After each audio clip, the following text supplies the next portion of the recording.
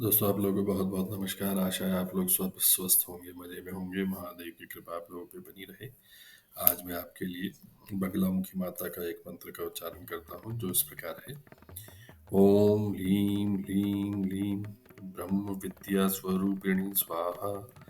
इस मंत्र का उच्चारण मैं आपके लिए सावधानी पूर्वक कम से कम 108 बार कर देता हूँ ताकि आपको गिनने की ज़रूरत ना पड़े। इस मंत्र का उच्चारण आप कभी भी कहीं पर भी कर सकते हैं, जब भी आप फ्री हैं, घर पे बैठे हुए या कार चलाते समय, बाइक चलाते समय, बच्चों को स्कूल छोड़ने जाते समय, जब भी आपको फ्री टाइम मिलता है आप इस मंत्र का उच्चारण कर सकते हैं। आपसे एक ही प्रार्थना है कि जब भी आप मंत्रोच्चारण करना शुरू करें या सुनना शुरू करें, उसको पूरा करके ही उठें, बीच में ना छोड़ें। अगर आप मंत्रोच्चारण कर रहे हैं या सुन रहे हैं, दोनों का आपको बराबर लाभ मिलता है। तो आइए शुरू करते हैं मंत्रोच्चारण। ओम ह्रीं ह्रीं ह्रीं ब्रह्म विद्या स्वरूपिणी स्वाहा। ओम ह्रीं ह्रीं ह्रीं ब्रह्म विद्या स्वरूपिणी स्वाहा। ओम ह्रीं ह्रीं ह्रीं ब्रह्म विद्या स्वरूपिणी स्वाहा। ओम ह्रीं ह्रीं ह्रीं ब्रह्म विद्या स्वरूपिणी स्वाहा। ओम ह्रीं ह्रीं ह्रीं ब्रह्म विद्या स्वरूपिणी स्वाहा। ओम ह्रीं ह्रीं ह्रीं ब्रह्म विद्या स्वरूपिणी स्वाहा। ओम ह्रीं ह्रीं ह्रीं ब्रह्म विद्या स्वरूपिणी स्वाहा। ओम ह्रीं ह्रीं ह्रीं ब्रह्म विद्या स्वरूपिणी स्वाहा। ओम ह्रीं ह्रीं ह्रीं ब्रह्म विद्या स्वरूपिणी स्वाहा। ओम ह्रीं ह्रीं ह्रीं ब्रह्म विद्या स्वरूपिणी स्वाहा। ओम ह्रीं ह्रीं ह्रीं ब्रह्म विद्या स्वरूपिणी स्वाहा। ओम ह्रीं ह्रीं ह्रीं ब्रह्म विद्या स्वरूपिणी स्वाहा। ओम ह्रीं ह्रीं ह्रीं ब्रह्म विद्या स्वरूपिणी स्वाहा। ओम ह्रीं ह्रीं ह्रीं ब्रह्म विद्या स्वरूपिणी स्वाहा। ओम ह्रीं ह्रीं ह्रीं ब्रह्म विद्या स्वरूपिणी स्वाहा। ओम ह्रीं ह्रीं ह्रीं ब्रह्म विद्या स्वरूपिणी स्वाहा। ओम ह्रीं ह्रीं ह्रीं ब्रह्म विद्या स्वरूपिणी स्वाहा। ओम ह्रीं ह्रीं ह्रीं ब्रह्म विद्या स्वरूपिणी स्वाहा। ओम ह्रीं ह्रीं ह्रीं ब्रह्म विद्या स्वरूपिणी स्वाहा। ओम ह्रीं ह्रीं ह्रीं ब्रह्म विद्या स्वरूपिणी स्वाहा। ओम ह्रीं ह्रीं ह्रीं ब्रह्म विद्या स्वरूपिणी स्वाहा। ओम ह्रीं ह्रीं ह्रीं ब्रह्म विद्या स्वरूपिणी स्वाहा। ओम ह्रीं ह्रीं ह्रीं ब्रह्म विद्या स्वरूपिणी स्वाहा। ओम ह्रीं ह्रीं ह्रीं ब्रह्म विद्या स्वरूपिणी स्वाहा। ओम ह्रीं ह्रीं ह्रीं ब्रह्म विद्या स्वरूपिणी स्वाहा। ओम ह्रीं ह्रीं ह्रीं ब्रह्म विद्या स्वरूपिणी स्वाहा। ओम ह्रीं ह्रीं ह्रीं ब्रह्म विद्या स्वरूपिणी स्वाहा। ओम ह्रीं ह्रीं ह्रीं ब्रह्म विद्या स्वरूपिणी स्वाहा। ओम ह्रीं ह्रीं ह्रीं ब्रह्म विद्या स्वरूपिणी स्वाहा। ओम ह्रीं ह्रीं ह्रीं ब्रह्म विद्या स्वरूपिणी स्वाहा। ओम ह्रीं ह्रीं ह्रीं ब्रह्म विद्या स्वरूपिणी स्वाहा। ओम ह्रीं ह्रीं ह्रीं ब्रह्म विद्या स्वरूपिणी स्वाहा। ओम ह्रीं ह्रीं ह्रीं ब्रह्म विद्या स्वरूपिणी स्वाहा। ओम ह्रीं ह्रीं ह्रीं ब्रह्म विद्या स्वरूपिणी स्वाहा। ओम ह्रीं ह्रीं ह्रीं ब्रह्म विद्या स्वरूपिणी स्वाहा। ओम ह्रीं ह्रीं ह्रीं ब्रह्म विद्या स्वरूपिणी स्वाहा। ओम ह्रीं ह्रीं ह्रीं ब्रह्म विद्या स्वरूपिणी स्वाहा। ओम ह्रीं ह्रीं ह्रीं ब्रह्म विद्या स्वरूपिणी स्वाहा। ओम ह्रीं ह्रीं ह्रीं ब्रह्म विद्या स्वरूपिणी स्वाहा। ओम ह्रीं ह्रीं ह्रीं ब्रह्म विद्या स्वरूपिणी स्वाहा। ओम ह्रीं ह्रीं ह्रीं ब्रह्म विद्या स्वरूपिणी स्वाहा। ओम ह्रीं ह्रीं ह्रीं ब्रह्म विद्या स्वरूपिणी स्वाहा। ओम ह्रीं ह्रीं ह्रीं ब्रह्म विद्या स्वरूपिणी स्वाहा। ओम ह्रीं ह्रीं ह्रीं ब्रह्म विद्या स्वरूपिणी स्वाहा। ओम ह्रीं ह्रीं ह्रीं ब्रह्म विद्या स्वरूपिणी स्वाहा। ओम ह्रीं ह्रीं ह्रीं ब्रह्म विद्या स्वरूपिणी स्वाहा। ओम ह्रीं ह्रीं विद्यास्वरूपिणी स्वाहा। ॐ लीं लीं लीं ब्रह्मविद्यास्वरूपिणी स्वाहा। ॐ लीं लीं लीं ब्रह्मविद्यास्वरूपिणी स्वाहा। ॐ लीं लीं लीं ब्रह्मविद्यास्वरूपिणी स्वाहा। ॐ लीं लीं लीं ब्रह्मविद्यास्वरूपिणी स्वाहा। ॐ लीं लीं लीं ब्रह्मविद्यास्वरूपिणी स्वाहा। ॐ लीं लीं लीं ब्रह्मविद्यास्वरूपिणी स्वाहा। ॐ लीं लीं लीं ब्रह्मविद्यास्वरूपिणी स्वाहा। ॐ लीं लीं लीं ब्रह्मविद्यास्वरूपिणी स्वाहा। ॐ लीं लीं लीं ब्रह्मविद्यास्वरूपिणी स्वाहा।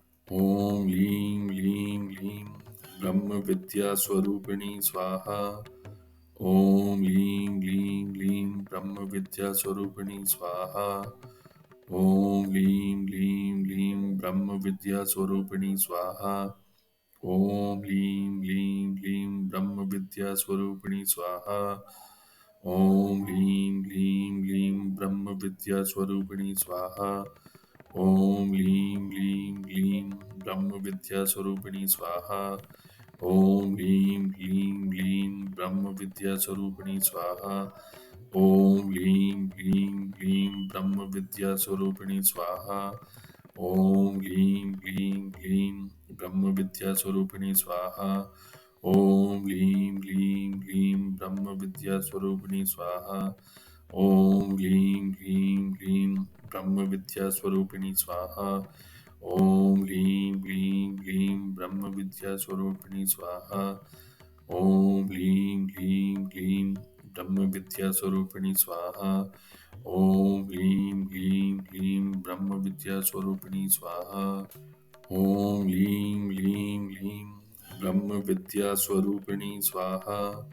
ॐ लीं लीं लीं ब्रह्मविद्यास्वरूपिणी स्वाहा। ॐ लीं लीं लीं ब्रह्मविद्यास्वरूपिणी स्वाहा। ॐ लीं लीं लीं ब्रह्मविद्यास्वरूपिणी स्वाहा। ॐ लीं लीं लीं ब्रह्मविद्यास्वरूपिणी स्वाहा। ॐ लीं लीं लीं ब्रह्मविद्यास्वरूपिणी स्वाहा। ॐ लीं लीं लीं ब्रह्मविद्यास्वरूपिणी स्वाहा। ॐ लीं लीं लीं ब्रह्मविद्यास्वरूपिणी स्वाहा। ॐ लीं लीं लीं ब्रह्मविद्यास्वरूपिणी स्वाहा। ॐ लीं लीं लीं ब्रह्मविद्यास्वरूपिणी स्वाहा। ॐ लीं लीं लीं ब्रह्मविद्यास्वरूपिणी स्वाहा। ॐ लीं लीं लीं ब्रह्मविद्यास्वरूपिणी स्वाहा। ॐ लीं लीं लीं ब्रह्मविद्यास्वरूपिणी स्वाहा। ॐ लीं लीं लीं ब्रह्मविद्यास्वरूपिणी स्वाहा। ॐ लीं लीं लीं ब्रह्मविद्यास्वरूपिणी स्वाहा। ॐ लीं लीं लीं ब्रह्मविद्यास्वरूपिणी स्वाहा। ॐ लीं लीं लीं ब्रह्मविद्यास्वरूपिणी स्वाहा। ॐ लीं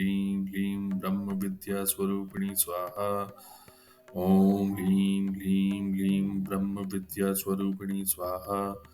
ॐ लीं लीं लीं ब्रह्मविद्यास्वरूपिणी स्वाहा।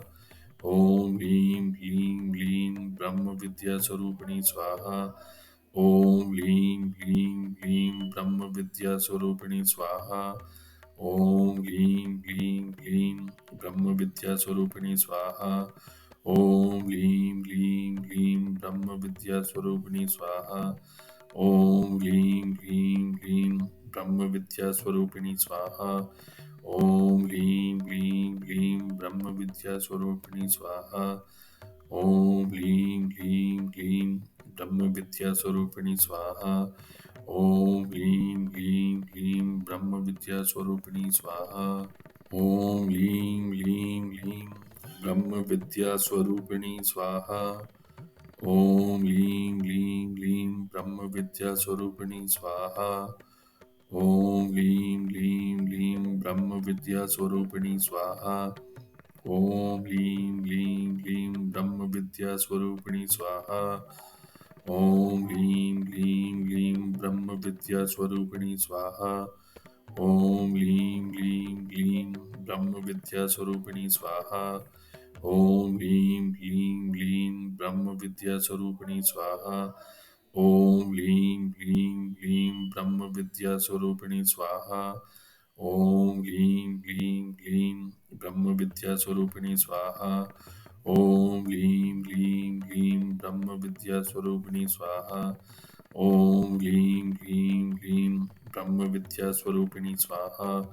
ओम लीं लीं लीं ब्रह्म विद्या स्वरूपिणी स्वाहा। ओम लीं लीं लीं ब्रह्म विद्या स्वरूपिणी स्वाहा। ओम लीं लीं लीं ब्रह्म विद्या स्वरूपिणी स्वाहा। ओम लीं लीं लीं ब्रह्म विद्या स्वरूपिणी स्वाहा। ओम लीं लीं लीं ब्रह्म विद्या स्वरूपिणी स्वाहा। ओम लीं लीं लीं ब्रह्म विद्या स्वरूपिणी स्वाहा। ओम लीं लीं लीं ब्रह्म विद्या स्वरूपिणी स्वाहा।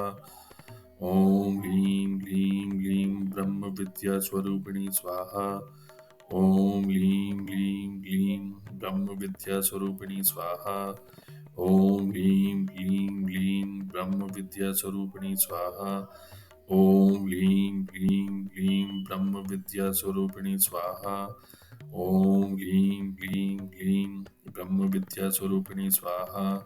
ओम लीं लीं लीं ब्रह्म विद्या स्वरूपिणी स्वाहा। ओम लीं लीं लीं ब्रह्म विद्या स्वरूपिणी स्वाहा। ओम लीं लीं लीं ब्रह्म विद्या स्वरूपिणी स्वाहा।